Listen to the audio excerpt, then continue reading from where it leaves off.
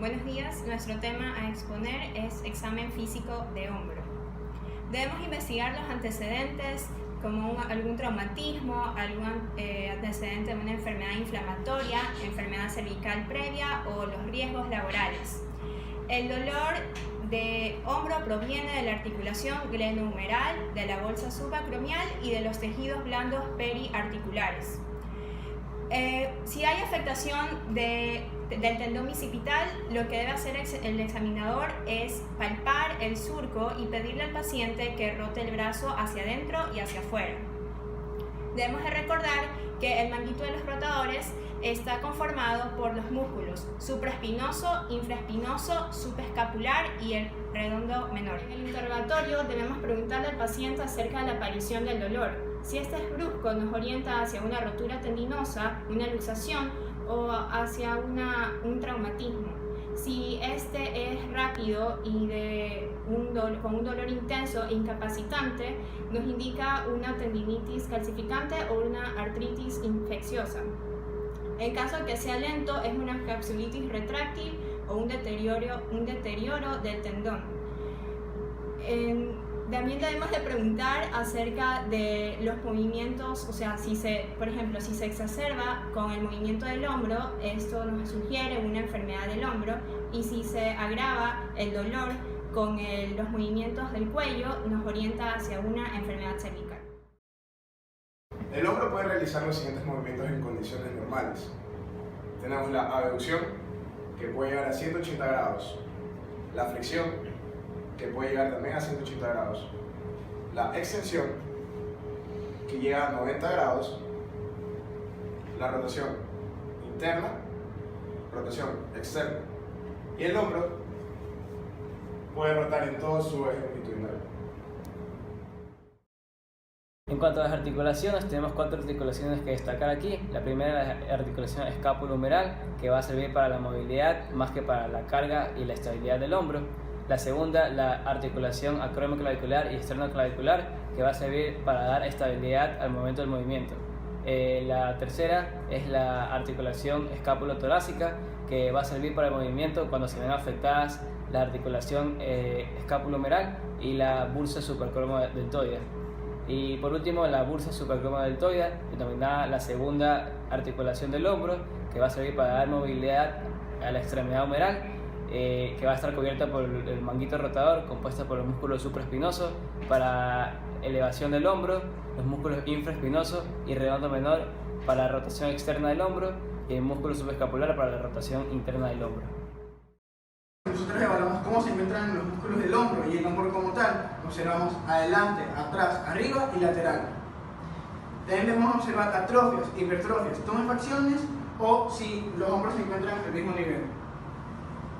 En la atrofia del o infraespinoso se traduce como un dolor crónico en el paciente, mientras que una atrofia del deltoides va a producir un hombro angular. En cambio, las hipertrofias van a ser el signo de los jugadores de fútbol americano y va a estar presente en las amiloidosis. La palpación del hombro debe ser minuciosa. Se debe comparar el hombro sano al hombro enfermo. En primer lugar, si existe un aumento de temperatura o de dolor ante la palpación de la articulación acromioclavicular, puede ser indicativo de osteoartritis. También, si al colocar la mano sobre el hombro se realiza una movilidad pasiva y se sienten crepitaciones, es indicativo de osteoartritis. Si al palpar el hueco de la axila se siente dolor, es indicativo de una sinovitis glenohumeral. Por otro lado, si se le pide al paciente que se coloque la mano en la espalda y se toque el omóplato y siente dolor, es indicativo de una tendinitis bicipital. Al palpar la articulación esternoclavicular, si se siente dolor, es indicativo de osteoartritis, artritis reumatoide o traumatismos. Finalmente, si al palpar el manguito de los rotadores y la bursa supracromodeltoidea, realizando una extensión forzada del brazo, se siente dolor, es indicativo de tendinitis por microcristales. Para valorar la movilidad activa del hombro, lo primero que realizamos es el arco doloroso. En la abducción, los primeros 90 grados están dados por la articulación glenohumeral. En cambio, los siguientes están dados por las articulaciones acromioclavicular y esternoclavicular.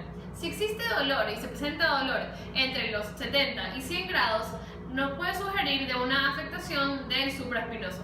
En cambio, si existe dolor entre los 90 y 100 grados y se mantiene a la abducción, esto nos va a sugerir una artritis acromioclavicular. En la maniobra del cascado de Apley vamos a valorar la articulación glenohumeral. En esta aquí le vamos a pedir al paciente que eleve las palmas de las manos sobre su cabeza, así valorando la abducción.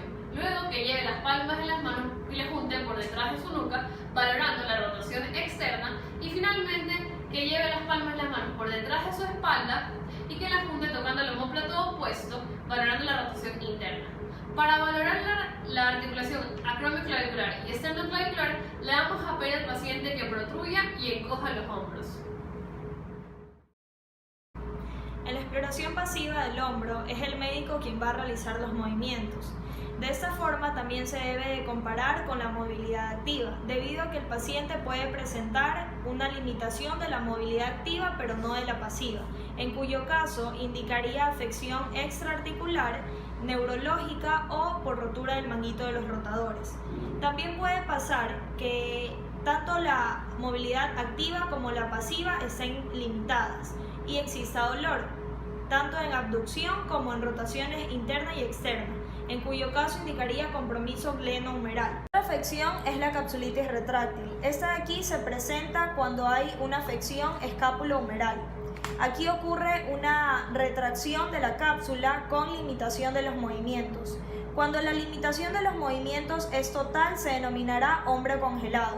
Y las causas que lo originan son la tuberculosis pulmonar, el carcinoma pulmonar, los traumatismos, la cardiopatía isquémica, causas neurogénicas o secundarias a diabetes mellitus, entre otras.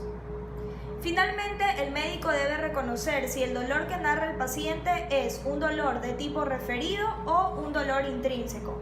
En el dolor intrínseco aparece a la exploración, es decir, a la palpación y a la movilidad. Mientras que el dolor referido, la exploración estará normal. Entre estas causas se encontrarían patologías cervicales, patologías cardíacas, patologías subfrénicas o patologías hepáticas. En conclusión, cuando un paciente narra dolor de hombro, primero debe distinguirse si el dolor es referido o intrínseco y segundo, si la causa que lo origina es articular o extraarticular.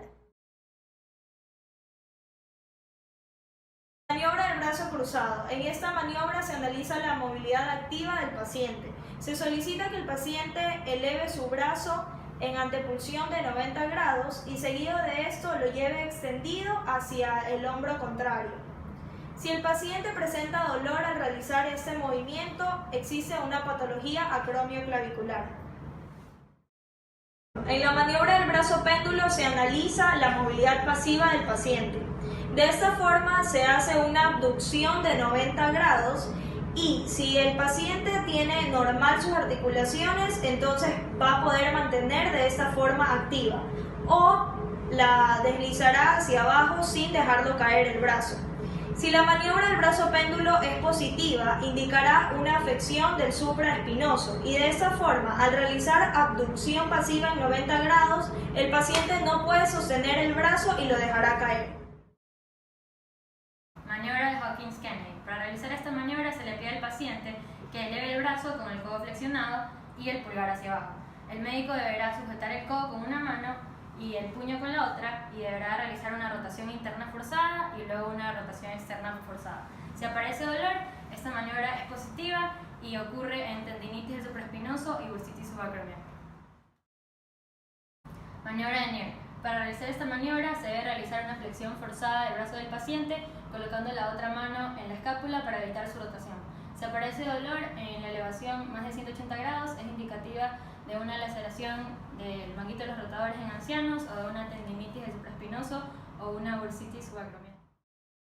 Tenemos la maniobra del bostezo o también llamada de distensión acromioclavicular. El paciente en bipedestación le vamos a pedir que ponga los brazos en retropulsión. El explorador se coloca detrás del paciente y realiza una aducción forzada de los brazos. Si existe dolor se considera positivo. Esto aquí sugiere una artritis de la articulación acromioclavicular que puede ser causa de una artritis reumatoide, una osteoartrosis, una infección o un traumatismo. En la maniobra de Hove o abducción contra resistencia vamos a colocar colocarnos detrás del paciente. Al paciente le vamos a pedir que, primero, haga una abducción de 90 grados, una flexión de 30 grados y una rotación interna. Como vemos, el pulgar apunta hacia el piso. Ahora, vamos a bajar el brazo contra resistencia. Este signo se considera positivo si el paciente presenta dolor o deja caer el brazo fácilmente, que sugiere una afección del supraespinoso. Maniobra de rotación externa contra resistencia de Patet. El paciente se debe encontrar en sedestación y el examinador en bipedestación en la parte posterolateral del paciente. El examinador debe poner una mano sobre el hombro del paciente y pedirle que haga una abducción a 90 grados. Y la otra mano debe estar localizada en la parte distal del antebrazo. Se le pide al paciente que mueva su brazo hacia la nuca. El examinador debe estar haciendo resistencia en contra de este movimiento. Esta maniobra es positiva cuando hay un dolor en la región de la inserción del músculo infraespinoso. Maniobra de rotación interna contra resistencia de Gerber. El paciente debe estar en sedestación y el examinador en bipedestación. Se le pide al paciente que haga una aducción y una rotación interna con el dorso de la mano pegado hacia la espalda. El examinador va a poner una mano en la escápula y la otra en el tercio distal del antebrazo, pidiéndole al paciente que realice un movimiento en donde separe la mano de la espalda, y el examinador va a poner resistencia en contra de este movimiento. La maniobra es positiva cuando hay dolor en la inserción del tendón del músculo subescapular. La maniobra de Split consiste en que el paciente está en extensión y supinación. Nosotros ponemos la mano en el tercio distal del antebrazo. ¿Qué tiene que hacer el paciente? Es una flexión ante la resistencia. Si hay dolor en esta maniobra, el paciente tiene una tendinitis del bicipital. La maniobra de Girasón consiste en que el paciente se encuentre en sedestación o bipedestación. Nos hacemos que haga una flexión en 90 grados y que tenga la muñeca en esta posición. Nosotros cogemos el extremo distal del antebrazo y le decimos al paciente que realice una supinación mientras nosotros ponemos resistencia. Si encontramos dolor, significa que hay una lesión en el tendón bicipital. La maniobra de Yokun. Para realizar esta maniobra, le vamos a pedir al paciente que coloque la mano del lado a examinar al hombro contralateral y que eleve el codo activamente contra la resistencia del examinador. Si existe dolor, que implica que hay un conflicto antero-interno.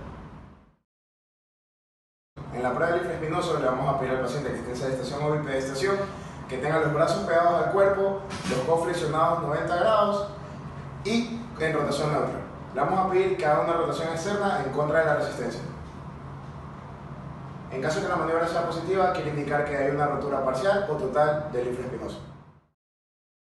El signo de Napoleón se puede realizar tanto en bipedestación como en sedestación y consiste en evaluar la capacidad del paciente en mantener la palma de la mano pegada al abdomen, pidiendo que se coloque el codo en un plano anterior con respecto a la escápula. La diferencia entre el hombro sano y el hombro normal va a indicar una afección o una rotura del músculo subescapular.